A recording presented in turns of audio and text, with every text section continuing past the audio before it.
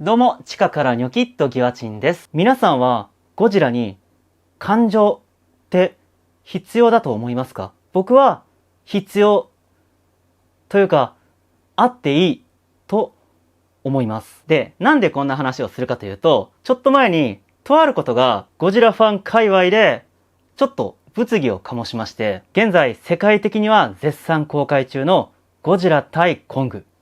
まあ、なぜか日本は5月14日なんだけど、このゴジラ対コングの制作に東宝、ゴジラの権利を握っている会社ですね。その東宝によって、とあるルールが設けられていたそうなんです。それが、ゴジラに感情を与えてはいけないというもの。ゴジラは神のような存在だからと。これ、どう思いますか？今まで感情豊かなゴジラがたくさんいたのを忘れたのかって思われる方もたくさんいると思います。振り返ると三大怪獣地球最大の決戦ではコスモスを通して人間に対して明確な意思疎通を図りました。怪獣大戦争ではゴジラ対ガイガンではアンギラスに対しておいアンギラス偵察に行けと話しました。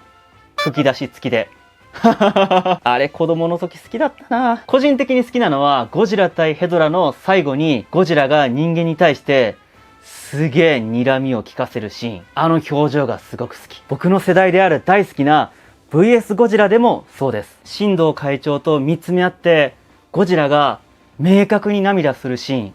あのシーンはもう全ゴジラのシーンの中でベスト3ぐらいに入る好きなシーンですし、あとはゴジラ対デストロイヤーで、てかちょっとなまったけど、ゴジラジュニアをデストロイヤーに殺された時の、あのゴジラの行動は、僕から見て、怒りや悲しみの感情を感じました。一方で、感情が一見見えないようなゴジラもいました。シン・ゴジラやアニゴジなど。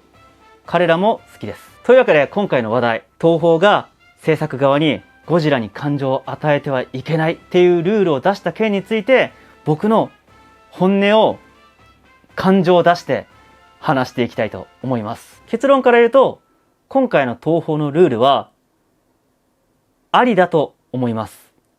でも最後まで聞いてください。まずこの件で押さえておきたいことがあります。それはあくまでゴジラ対コングのルールであるということ。これは明白ですよね。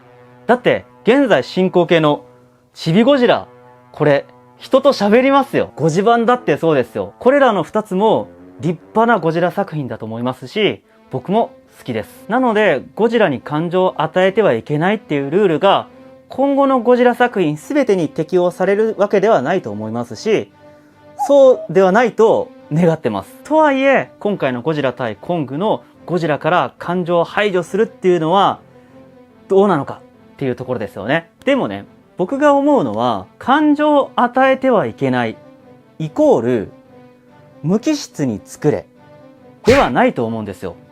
not イコール。現にゴジラ対コングの前作にあたるゴジラキングオブモンスターズのゴジラからは僕は感情を感じました。芹沢博士から気合をね入れまくられた後にラッセル博士をこう睨みつけるっていうかさ、あの表情、そしてギドラへの方向、そして映画の最後でいろんな怪獣たちをこう従えるあの時のゴジラの表情からは、なんだろう、感情っていう言葉だけでは表現できないような本能というか、こう人知を超えた何かを感じました。まあね、わかりやすく表現するために感情があるっていうことをね、何度かね僕も言ったと思うんですけど、人間が想像できる範疇にいないまさにゴッド、神のような存在。この存在に僕はすごく魅了されたんですよ。ギャレゴジのドハゴジのね。で、これは予想なんですけど、東宝はこのゴジラを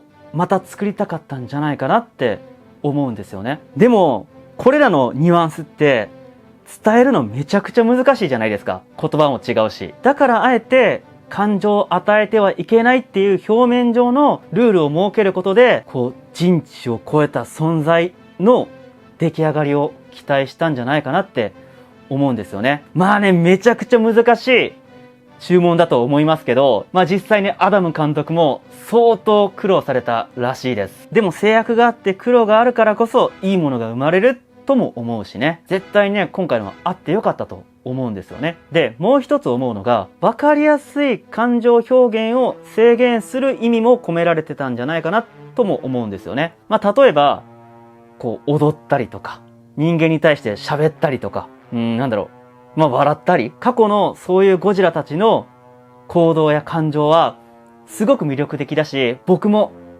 好きです。だけど、今回のゴジラ対コングにおいて、そういうゴジラの行動っていうのは、はっきり言って合わないと思います。でも、いちいちダンスするなとか、グッドポーズはやめろとかさ、いっぱい言い出したらキリがないし、まあ、いっぱい言ってても、やっぱり好きっていうのが出てくるじゃないですか、隙間がね。だから感情を与えてはいけないって広く言ったんじゃないかなって思うんですよね。で、それに、なんでもいいですよ。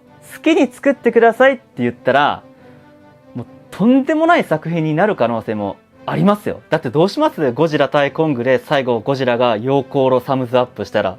まあそんなこと絶対起こり得ないって思う方もいると思うんだけど、好きにやってって言ったら何が起こるか分かんないですからね。だからあえての感情を与えないって大きいルールを設けたんじゃないかなって思うんですよね。またそれはモンスターバースのゴジラには合ってると僕は思います。で、見る側の感情によってゴジラの見え方が変わるっていうのも魅力だと思うんですよね。例えば初代ゴジラを無機質で何を考えてるかわからないっていう人もいれば、あの見下したような目は人間に対しての憎しみを感じるっていう人もいると思うんですよ。だから人によってゴジラの感情っていうのも変わってくる。これが一つのゴジラのあり方じゃないか。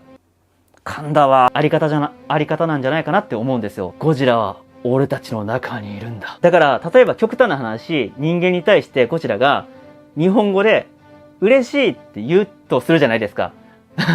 そしたら、全員が全員ね、ゴジラに対して同じような感情を抱くと思うんだよね。まあ、チビゴジラとかね、そういうのは全然いいと思うんだけど、今回のゴジラ対コングに関しては、それの真逆を行きたかったんじゃないかなって思うんですよね。でもですね、散々言いましたけど、今回のゴジラ対コングの予告、見ましたよね。ゴジラ、無機質でしたか？めちゃくちゃ荒ぶってましたよね。だから、全然問題ないと思うし、安心していいと思うんですよね。5月14日まで安心して、期待して待ちましょうよ。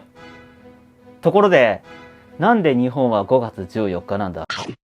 はい、というわけでね、今回は僕の本当の本音をね、話させていただきました。まあね、最近ね、シン・ゴジラとか、アニゴジが無機質な感じだったし、特にシン・ゴジラは大ヒットして、あのゴジラが新たなゴジラ像として確立していくんじゃないかなとさえも思うし、今後のゴジラ作品すべてがああいうテイストになるんじゃないかなって危惧している人の気持ちもわかります。で、それに東宝がそういう風に思ってないという確証もないし、ちょっと思っている可能性もゼロではないんじゃないかなって思ったりもしてます。ただ、さっきも言ったけど、チビゴジラもいますし、今まで僕らにいろんな表現で感動や笑いや、そして恐怖を与えてくれたゴジラ、それらを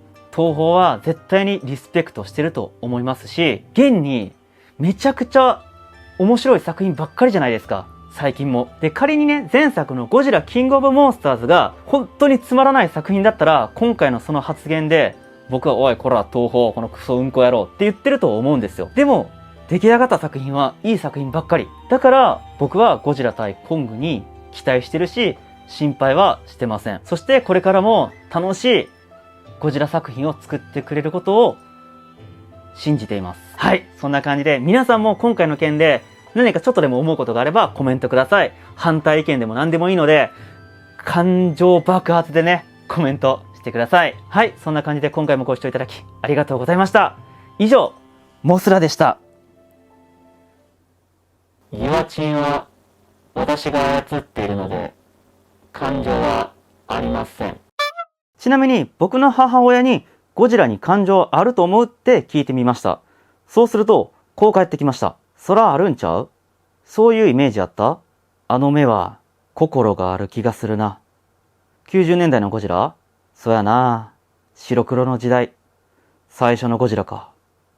うん。母親、さてはゴジラ好きやな。